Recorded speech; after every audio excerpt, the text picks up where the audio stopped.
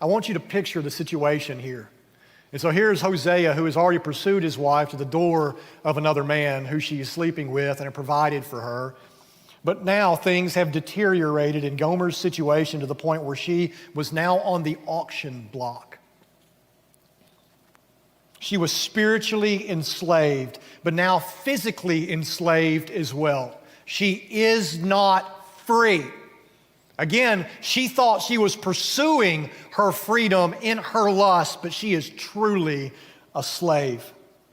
She was in the clutches of Baal and had no way out. And so here she is, up for sale as a slave. And in ancient days, those who were being sold as slaves, they were stripped of their clothes in public, shamed. So everybody could see everything and then bid on you based on what they saw. He wakes up that morning and he walks his way into the slummiest, grimiest place in town, having to buy back his own wife.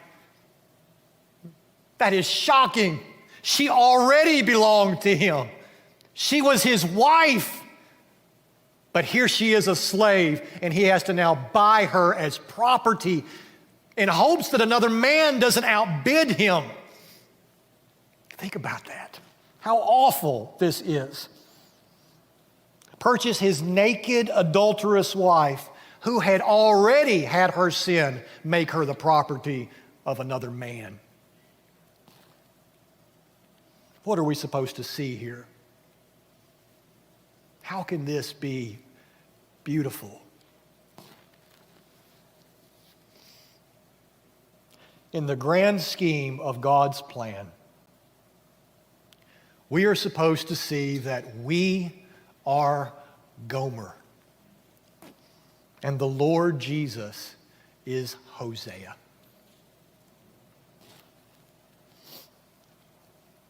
So where will his love go? What is the extent of it?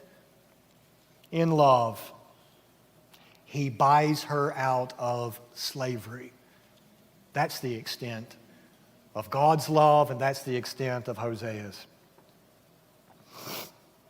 God's love was willing to go to the slummiest, grimiest place in order to pay the price to redeem an adulterous woman for himself who would love him in return for the great love that he had shown to us. And that woman is us.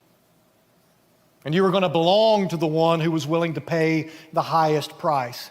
And so here the Lord tells Hosea, that's where you're going to go in pursuit of your wife. You're going to go into that slave market, you're going to find her, and you're going to pay the necessary price to bring her home. Imagine that scene.